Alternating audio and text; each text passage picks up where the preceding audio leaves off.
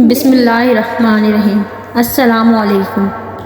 اس video میں ہم آپ کو بتائیں گے حضرت عمر فاروق رضی اللہ تعالیٰ عنہ کی دور خلافت میں گورنر کے ساتھ عدل کا واقعہ۔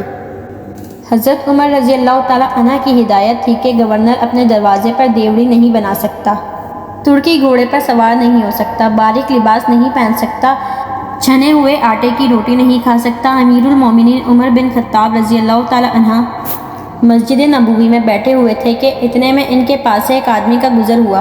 وہ کہہ رہا تھا، اے عمر، تمہارے لیے جہنم کی آگ ہے۔ امیر المومنین نے حاضرین سے فرمایا، اس آدمی کو میرے پاس لاؤ۔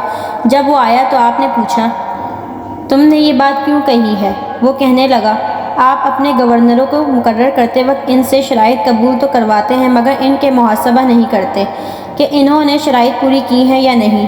امیر المومنین نے پوچھا، بات کیا ہے؟ وہ کہنے لگا، مصر میں آپ کا جو حاکم ہے، اس نے آپ کی شرائط کو فراموش کر کے ان باتوں کا ارتکاب کیا ہے جن سے آپ نے منع فرمایا ہے۔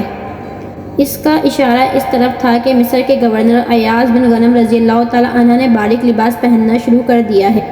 یہ شکایت سننے کے بعد امیر المومنین نے قبیلہ انصار کے 2 آدمیوں کو باغرض تفتیش مصر روانہ کیا اور ان سے فرمایا، تم دونوں مصر جاؤ اور حاکم کے متعلق وہاں کے لوگوں سے تفتیش کرو۔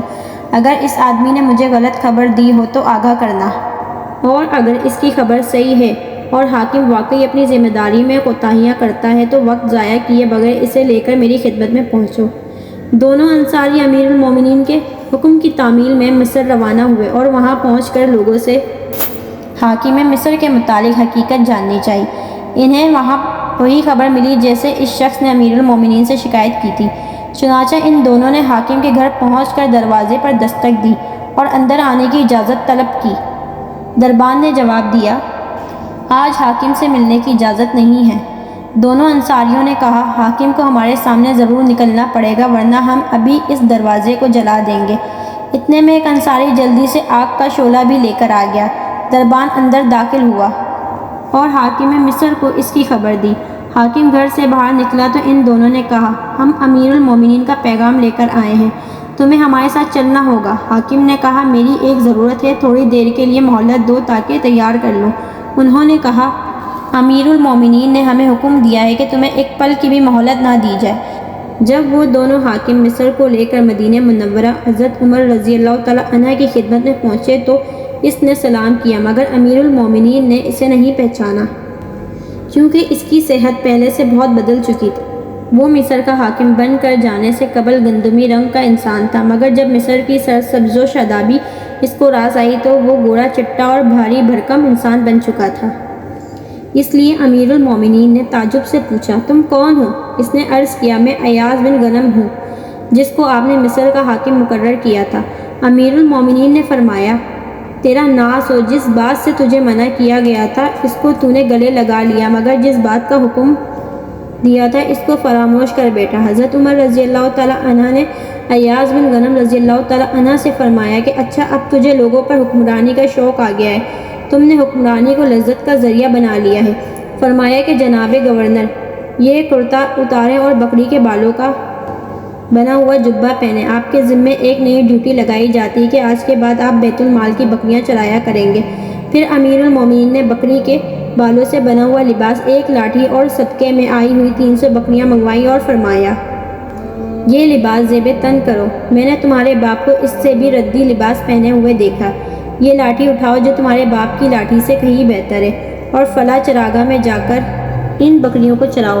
اس وقت سخت گرمی کا زمانہ تھا۔ امیر المومنین نے مزید فرمایا، اور تم راہ گزرنے والوں کو ان بکریوں کا دودھ پینے سے منع مت کرنا، صرف عمر کے گھر والوں کو روکنا، کیونکہ مجھے نہیں معلوم کہ عمر کے گھر والوں نے کبھی صدقے کی بکریوں کے دودھ یا گوشت میں سے کچھ استعمال کیا ہو۔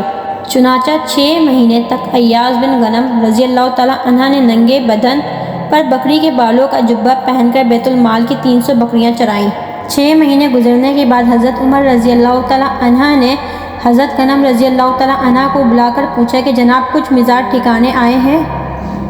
پھر حضرت غنم رضی اللہ تعالیٰ عنہ نے کہا، جی ہاں۔ پھر وہ فوراً زمین پر گر گئے اور کہنے لگے، اے امیر المومنین، یہ کام مجھ سے نہیں ہو سکتا، چاہے آپ میری گردن اڑا دیں حضرت عمر رضی اللہ تعالیٰ عنہ نے فرمایا اگر میں نے تمہیں گزشتہ منصب پر بحال کر دیا تو پھر تم کس طرح کے آدمی ہوگے؟ وہ کہنے لگے کہ میں اللہ کی قسم کھاتا ہوں اب اس کے بعد آپ کو وہی خبر پہنچے گی جو آپ پسند کریں گے۔ پھر حضرت عمر رضی اللہ تعالیٰ عنہ نے حضرت ایاز بن غنم رضی اللہ تعالیٰ عنہ کو ان کے سابقہ عہدے پر فائز کر دیا۔